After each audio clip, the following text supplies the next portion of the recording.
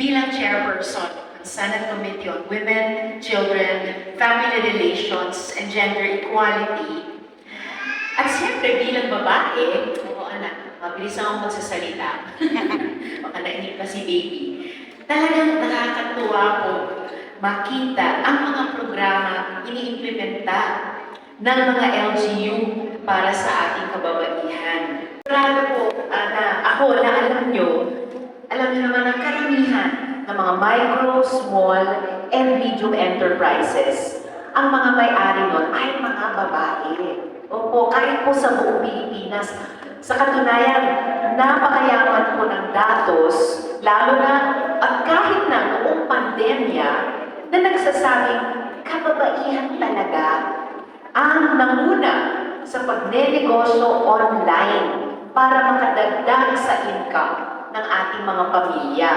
Kaya naman, itong negosyo center na ito ng Initaw ay tiyak na malaking tulong para sa ating mga kababaihan at syempre sa buong bayan ng Initaw.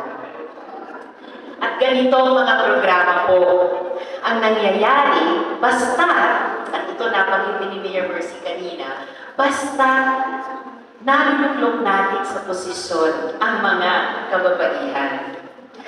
Kapag tayo mga babae ay nabibigyan ng espasyo sa pamahalaan, kapag tayo ay napapakinggan, kapag tayo ay sineseryoso, nagkakaroon din tayo ng oportunidad na malutas, marisolbahan ang mga issue at problema sa isang banda unique sa ating mga kababaihan.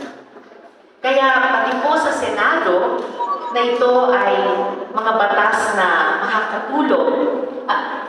Sa Senado, ang mga naipasa po natin mga batas, mga balaod, ay totoong mananapit sa puso ko dahil alam ko, bilang babae, ito ay mga batas na makakatulong sa ating mga kababaihan.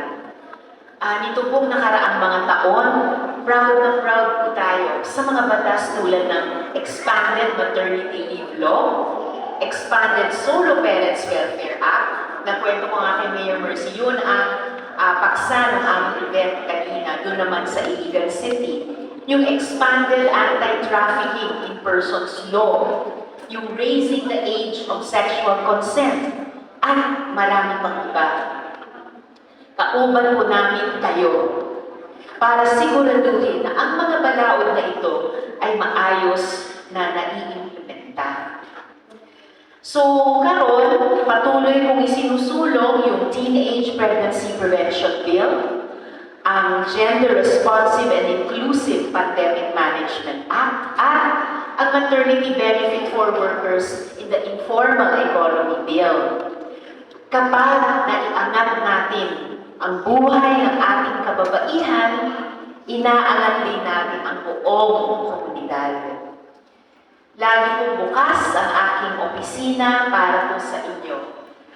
Hangad po natin na ang mga pinagtatrabahuan nating mga batas ay nararamdaman ninyo at konkreto nakakatulong din sa bayan ng Initaw. Sa liwanag, daghang salamat kaayo kaninyong tanan. Mabuhay ang kababaihan, mabuhay ang Initaw.